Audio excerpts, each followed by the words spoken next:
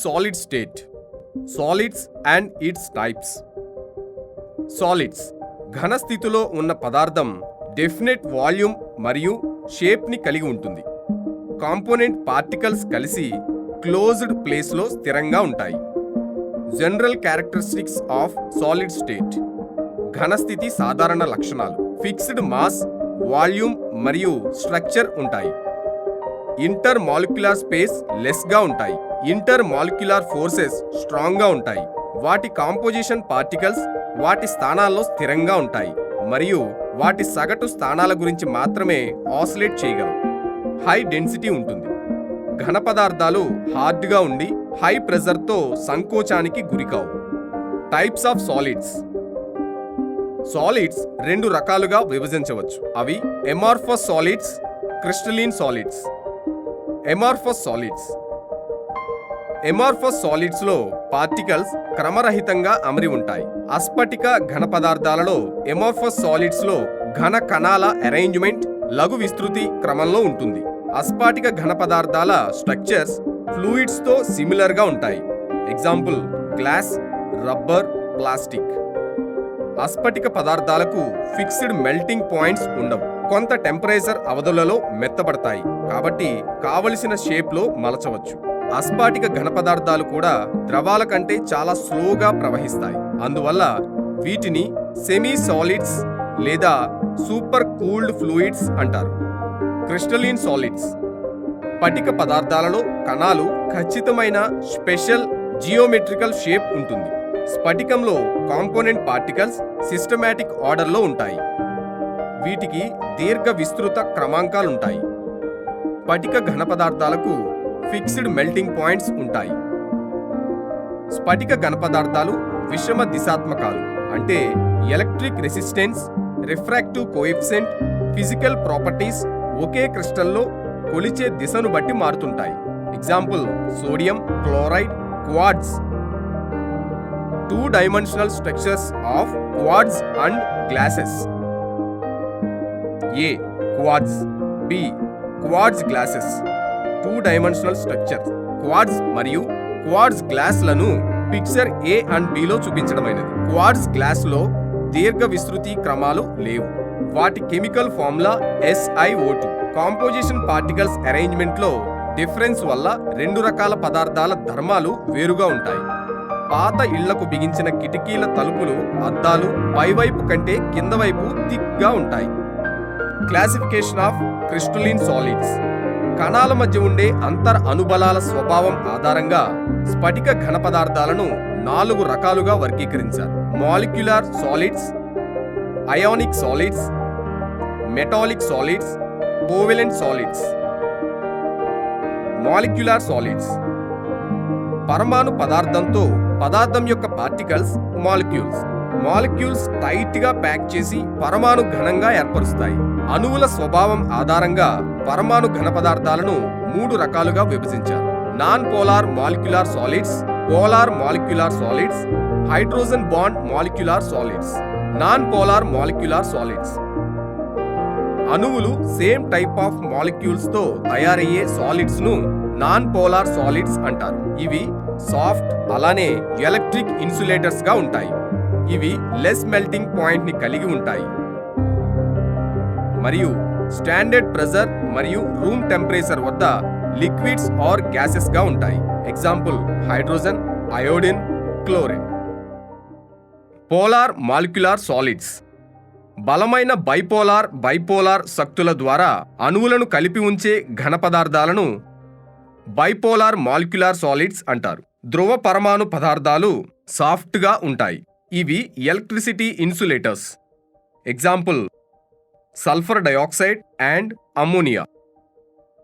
Hydrogen bonded molecular solids. Hydrogen బంధిత పరమాణు పదార్థాలలో మాలిక్యులర్ అట్రాక్షన్కు కారణమయ్యే energies hydrogen bonds.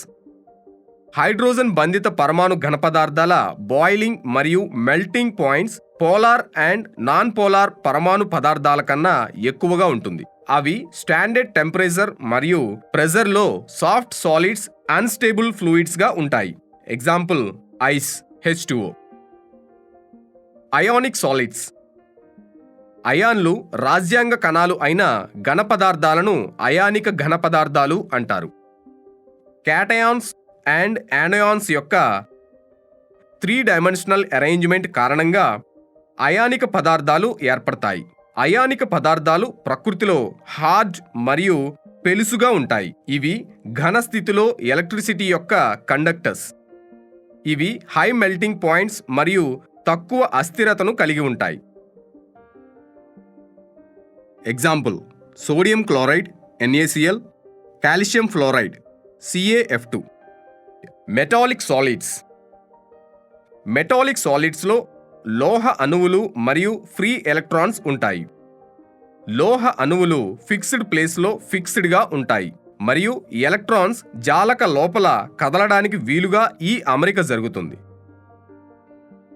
Free electrons ఉండటం వల్ల మెటాలిక్ సాలిడ్స్ ఎలక్ట్రిసిటీ మరియు హీట్ సులభంగా నిర్వహించగలవు. లోహ ఘనపదార్థాలు పార్షియల్గా సాఫ్ట్గా ఉండి చాలా హార్డ్ స్ట్రక్చర్తో ఉంటాయి. Example: copper, gold, zinc. Covalent or network solids. Covalent సాలిడ్స్లో same and different element atoms ఒకదానితో ఒకటి బాండ్ చేయబడి సంయోజనీ బంధం జాలకను ఏర్పరుస్తాయి. వాటిని జైంట్ మాలిక్యూల్స్ అంటారు. ఇవి చాలా హార్డ్గా మరియు పెలుసుగా ఉంటాయి. ఇవి ఎలక్ట్రిసిటీ కండక్టర్స్ కావు, విద్యుత్ బంధకాలు. Example: graphite, diamond, silica etcetera. Crystal lattice and unit cells. Crystal lattice క్రమంగా రిపీట్ అయ్యే 3 డైమెన్షనల్ కంపోజిషన్ పార్టికల్స్ మోడల్ అరేంజ్మెంట్ను స్ఫటిక జాలకం అంటారు. యూనిట్ సెల్ అనేది క్రిస్టల్ లాటిస్లో అతి చిన్న భాగం. ఇది త్రిమితీయంగా పునరావృతం అయితే టోటల్ క్రిస్టల్ లాటిస్ ఉత్పన్నమవుతుంది. 14 త్రిమితీయ జాలకాలకు మాత్రమే అవకాశం ఉంది. వీటిని బ్రేవియస్ జాలకాలు అంటారు. స్ఫటిక జాలకం లక్షణాలు. స్ఫటిక జాలకంలో ప్రతి బిందువు కాంపోనెంట్ యాటమ్, మాలిక్యూల్ ఆర్ అయాన్ను సూచిస్తుంది. జాలకంలోని ప్రతి బిందువును లాటిస్ పాయింట్ లేదా లాటిస్ ప్లేస్ అంటారు. యూనిట్ సెల్ లక్షణాలు. దాని 3 ఎడ్జ్ల వెంట మితులు A, B, C. అంచుల మధ్య కోణాలు ఆల్ఫా, బీటా, గామా. ఆ విధంగా యూనిట్ సెల్కు 6 parameters A, B, C, alpha, beta, గామాలు న్యాచురల్ క్యారెక్టరిస్టిక్స్గా ఉంటాయి. Space lattice. స్పేస్ జాలకం అనేది 3 డైమెన్షనల్ స్పేస్లో వేరువేరు చోట్లలో పార్టికల్స్ ఎలా అమర్చబడిందో చూపించే పాయింట్ల శ్రేణి. Space lattice. Unit cell. ఒక యూనిట్ సెల్ పారామీటర్స్ వివరణ. Primitive and centred unit cells. Primitive unit cells ఘటక కణాలు యూనిట్ సెల్ ఎడ్జ్లలో మాత్రమే ఉంటే దానిని ప్రాథమిక యూనిట్ సెల్ అంటారు. సెంటర్డ్ యూనిట్ సెల్ 1 లేదా 2 ఘటక కణాలు ఎడ్జ్లతో పాటు ఎడ్జ్లు కాని స్థానాలలో ఉంటే దానిని సెంటర్డ్ యూనిట్ సెల్ అంటారు. ఇవి 3 types: body centred unit cell, face centred unit cell, end centred unit cell. మొత్తం 7 టైప్స్ ఆఫ్ ప్రాథమిక యూనిట్ సెల్స్ ఉన్నాయి. Cubic, tetragonal, rhombohedral, monoclinic, triclinic. 7 ప్రాథమిక యూనిట్ సెల్స్. సాధ్యమైన మార్పులతో కేంద్రిత యూనిట్ సెల్స్. స్ఫటిక వ్యవస్థ. ఘనం. సాధ్యమైన మార్పులు: ప్రాథమిక, అంతఃకేంద్రిక, పలక కేంద్రిక. అక్షీయ దూరాలు లేదా అంచు పొడవులు A = B = C.